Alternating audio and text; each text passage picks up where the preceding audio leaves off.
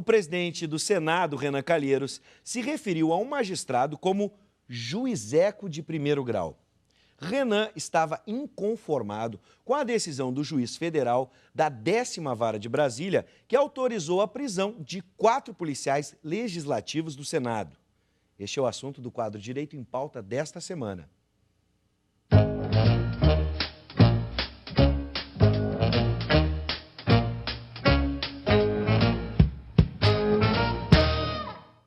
A presidente do Supremo Tribunal Federal, ministra Carmen Lúcia, exigiu respeito ao judiciário.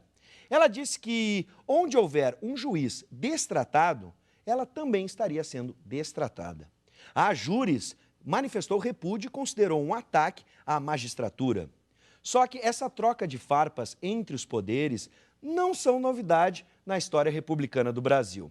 Por isso eu vou apresentar hoje professor Paulo Regis. Seja bem-vindo. Muito obrigado. Vamos falar um pouco de história do Brasil também, né? Sem dúvida, sem dúvida. Boa noite, quero também cumprimentar o professor Jorge Trindade, professor de Psicologia Jurídica da nossa universidade. Nós aguardamos a presença do professor Everton Santos, deve ter ocorrido algum contratempo, mas vamos encaminhando o nosso debate sobre um tema que é extremamente palpitante. Verdade, professor. Um tema que realmente traz apreensão a todos nós brasileiros. Perfeito. Vamos começar então falando, né, com juristas que temos aqui, vamos começar falando da área especificamente do direito. Começaríamos falando com o professor de Ciência Política, o professor Everton, um pouco da história do Brasil, recapitulando, claro, né, as rusgas entre os poderes, né? Sim. Poder Executivo, Legislativo e também o Judiciário. Bom, mas também temos aqui... Isso não é novo. Não é novo, né, professor? Conhecedores da história do direito no Brasil, não é especialmente. Novo, nem na história do Brasil, nem na história da humanidade. Sim. Porque, ao fim e ao cabo, esse tema suscita o problema da vaidade. Desde que a história contemporânea, moderna e contemporânea, fez a confusão, e eu não quero ser chato como professor, mas entre subjectum e sujectum, ou seja, aquilo que é substancial, aquilo que é fundamental, Sim, aquilo que é essencial, e aquilo que é o sujeito, quer dizer, que é o ego, que é o narcisismo, que é o individualismo. Eu não estou falando dos Estados Unidos, né, da notícia de ontem. Sim. Quando nós confundimos esses papéis, que aquilo que é essencial e aquilo que é individual, isso se confunde, aí nós temos o predomínio do individualismo. Sim. E do narcisismo, do ego, eu estou na frente, é a disputa do poder. E aí a vaidade toma conta e nós caímos na fogueira das vaidades. Vou fazer uma pergunta para os dois aqui agora. Vou ter que me intrometer, sim, porque toda essa fala do presidente, do nosso querido professor, eu fui me lembrando da minha área do jornalismo. Porque muito se diz também que na área do direito, né, os juristas têm, por exemplo, uma linguagem própria. Quando a gente estuda lá a dinâmica do discurso de Foucault, se usa, por exemplo, como um grupo que acaba se fechando, de certa Aliás, forma. todas as profissões têm, né? Exatamente. Tem o jargão da medicina, tem o jargão da engenharia, tem o jargão do direito e tem o jargão da área de comunicações. Não, e na área de comunicação, talvez o ego e o narcisismo aflore, né, um pouco mais, na medida em que a gente está se expondo de frente para a câmera e temos aí uma audiência nos assistindo. Tem uma plateia. Mas aí eu fiquei pensando assim, professores, aí eu vou jogar a bomba para vocês. Eu fico pensando, quem seria mais, quem é apontado hoje como mais narcisista? Um comunicador ou até mesmo um youtuber, como a gente agora tem essa nova classe dos jovens que se comunicam diretamente na internet com outros jovens? E detalhe, falando sobre sua vida. Não tem a pauta, como a gente tem aqui, por exemplo, um assunto extremamente sério. Às vezes é uma questão de, olha, gente, hoje meu café da manhã não foi legal, e piriri, pororó. Muita gente aponta isso como um narcisismo. Mas e aí eu lembro do direito também, que é acusado. Assim, veja um aspecto interessante e o nosso telespectador precisa ponderá-lo. Floriano Peixoto, e olha que faz tempo, né? Ele, lá num determinado momento, deixou de fazer indicações para a corte. Ou seja, ele deixava de indicar nomes para a composição da corte. Na época não tinha o nome de Supremo Tribunal Federal, mas deveria indicar e não o fez. Durante o ato 5 Já estamos aqui já já estamos na Revolução, no período de 64 em diante. O que ocorreu? Os juízes perderam a vitalicidade, que é aquela garantia que o juiz tem. Os juízes têm uma série de prerrogativas funcionais. Os juízes e os membros do Ministério Público. E que essa foi derrubada. Então, isso é uma afronta que existe ao poder e à independência que o magistrado precisa ter para julgar. Uma retaliação do executivo. Sem dúvida. Então, assim, não é um problema novo, é um problema recorrente. Nós estamos falando de dados históricos. Então, esse problema, me parece que não é só uma questão de vaidade nesse momento, até porque, e é preciso nós lembrarmos, o presidente do Senado brasileiro está sendo indiciado, foi indiciado, está respondendo processo, ainda não temos um processo concluso, mas ele está respondendo um processo. Esse processo está tramitando no Supremo Tribunal Federal. Então, a retaliação não é uma retaliação apenas sobre aspectos que envolvam o poder como um todo. Há uma pessoalização nessa questão. Não lhe parece, professor Jorge? Sim, não há dúvida nenhuma que esses aspectos estão sempre por detrás. Não aparecem, mas estão por detrás. E aí fica muito difícil nós falarmos sobre a harmonia dos poderes, poder legislativo, executivo, judiciário, que tem que ser harmônicos, quando, na verdade, pela estrutura constitucional, um desses poderes tem a chave do cofre. Como é que fica essa igualdade dos poderes se um deles possui a mão no cofre, que é o executivo? Não é? Então, aí nós temos uma série de problemas que começam a desencadear outros tantos problemas, que um deles é esse aí. E veja, não esquecendo que, se me permite completar, que os juízes, os magistrados, os membros do Ministério Público têm, por força de garantia constitucional, a garantia da vitaliciedade, que os membros do Poder Legislativo não têm. Ou seja, os membros do Poder Legislativo, deputados, senadores, os membros políticos, têm prazo de validade. Mandato. E os membros do Poder Judiciário, magistrados e membros do Ministério Público, são vitalícios. Isso é outro confronto, não é? Bom, deixa eu cruzar de novo, professor, em cima dessa pergunta do Judiciário. Agora a gente falou sobre o poder econômico, né? Quem tem a chave do cofre. Agora, na opinião de vocês, que acompanham o trabalho dos colegas, o Judiciário não ganhou as capas dos jornais, ganhou um foco maior dado ao que aconteceu desde 2015 para cá? E também isso não pode... Há um protagonismo do Judiciário. Protagonismo do Judiciário. Isso não pode ter chamado a atenção para esse tipo de acusação, que até o doutor Juliano, advogado que esteve aqui, em determinado momento falou que às vezes o Judiciário está jogando com algumas decisões do STF, são para a imprensa mesmo, ele usou uma expressão forte que era, são jogar para a torcida. Né? São decisões que às vezes têm mais repercussão na mídia do que propriamente um efeito jurídico. Mas assim, eu não é uma posição de discordar dessa manifestação. Ocorre que existem formas, maneiras de nós discutirmos em tese as questões. Não há porquê, existe uma independência, assim como deve haver a harmonia entre os poderes, existe a independência. Então, não tem porquê o poder legislativo não contrariar posições do executivo. Agora, tem que haver um princípio de respeito.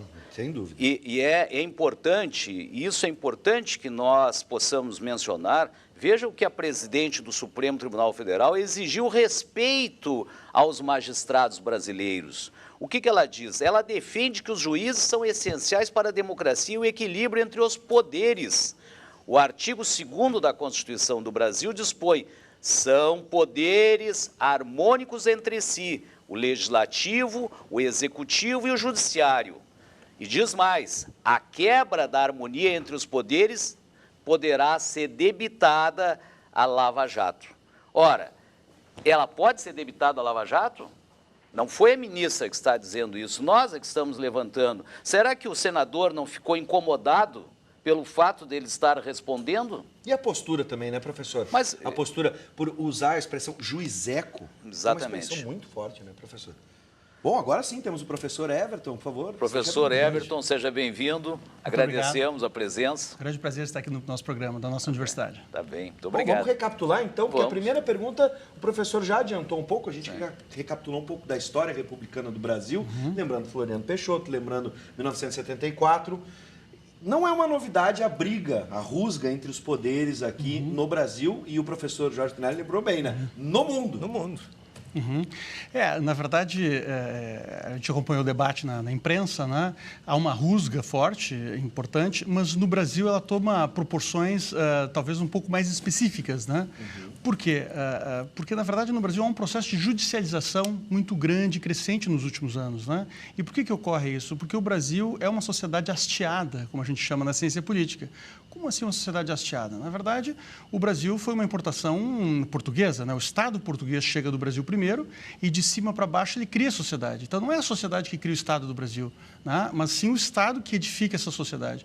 Como ela é uma sociedade hasteada, é uma sociedade sem a menor confiança interpessoal, sem um grau de organização e, digamos assim, e de democracia que muitas vezes não é compatível com as instituições políticas, né? Por que eu estou dizendo isso? Estou dizendo isso porque, normalmente, as contendas a gente pode resolvê-las, né, na conversa, no diálogo, né? Mas como essa sociedade ela foi criada de cima para baixo, as relações são sempre hierárquicas e verticais. Portanto, esses diálogos não existem, né? Então, quando eu tenho uma contenda com algum colega, ou com o meu vizinho, ou com algum, eu vou para o judiciário. Então, esse superaquecimento do judiciário, ele é um indicador da fragilidade da democracia brasileira. Tá? Porque nós não podemos usar o judiciário para qualquer coisa, né? O judiciário é utilizado no momento que você não consegue entrar em acordos. Então, eu poderia colocar essa dimensão da judicialização no Brasil como uma falência, né, das possibilidades de confiança entre as pessoas. Né? De um ano para cá, isso se intensificou, especialmente na política. Exatamente. O Conselho Nacional de Justiça, Bives, ele apurou em 2015 uma quantidade, uma cifra de 100 milhões de processos tramitando. O ano de 2016 ainda não fechou. Sim. Então, no ano de 2015, 100 milhões de processos tramitando no judiciário brasileiro, evidentemente em todos os graus do judiciário.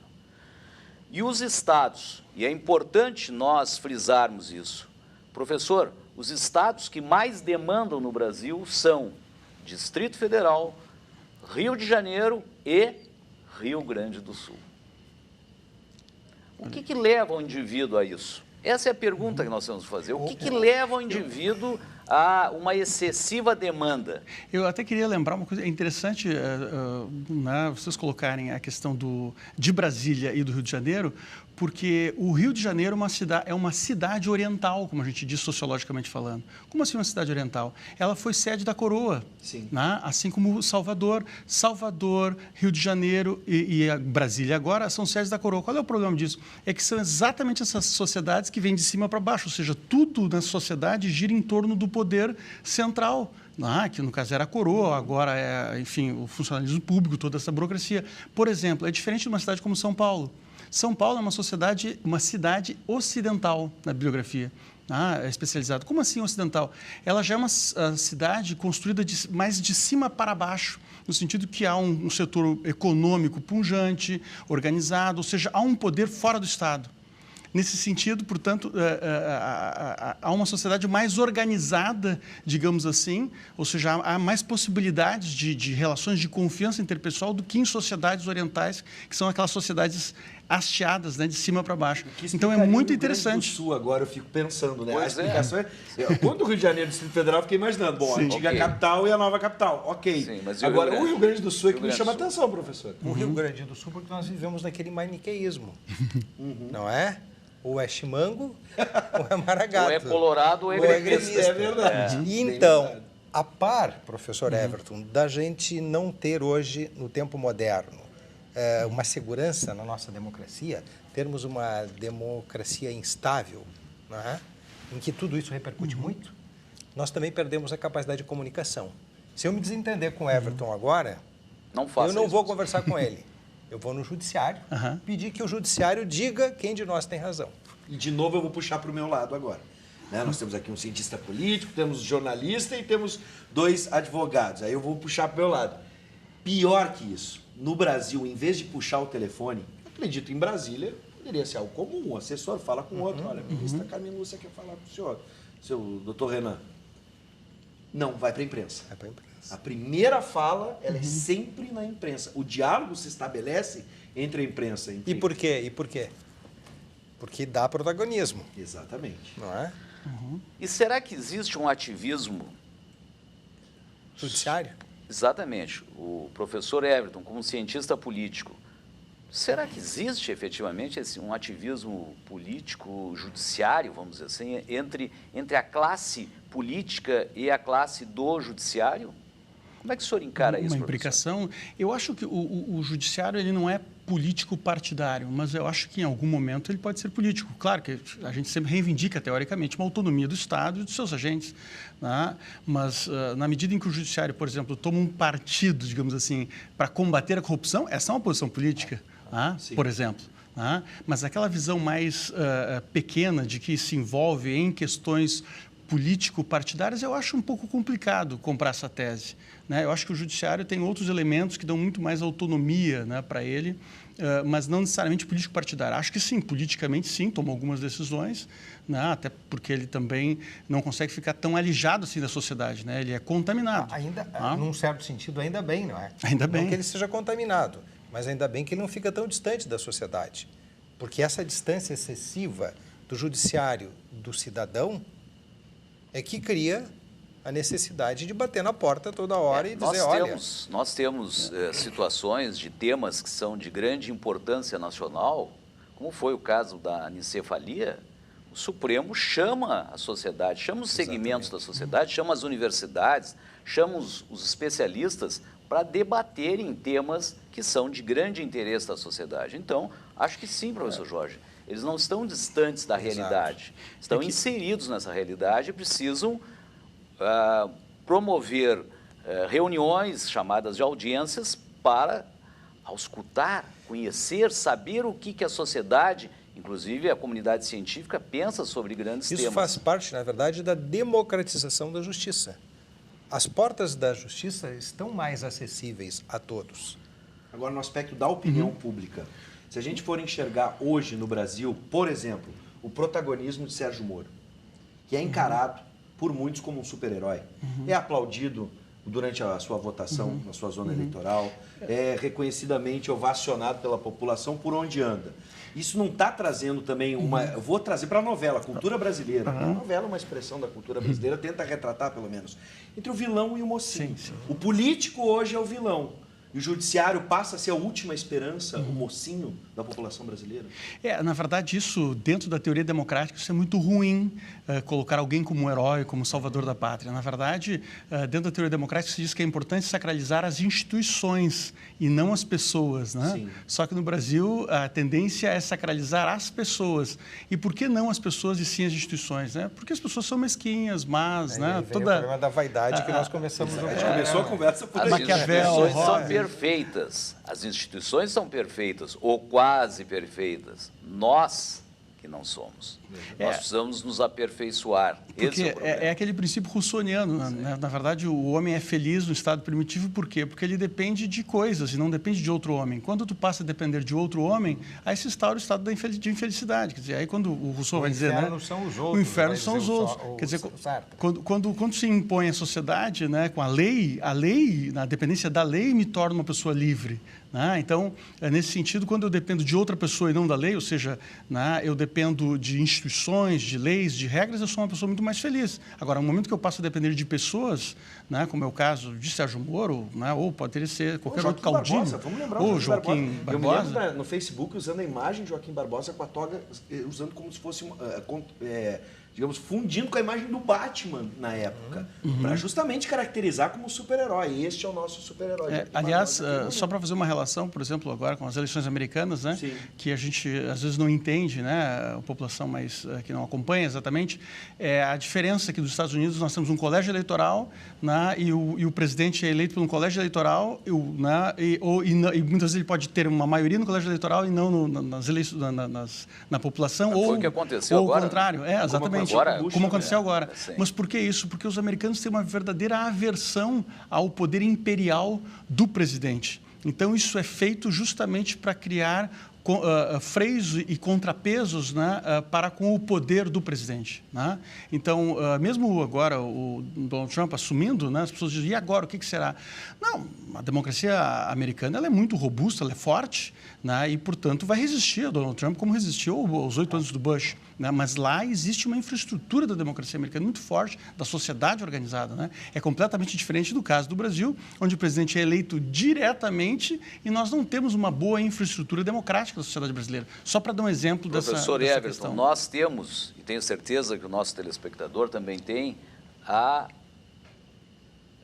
carência de uma visão de um cientista político sobre este fato que foi manchete em toda a imprensa nacional e internacional, as farpas do presidente do Senado e o revide da presidente do Conselho de Justiça Nacional e também do Supremo Tribunal Federal. O senhor, como um professor e especialista em ciências políticas, como é que o senhor enxerga isso?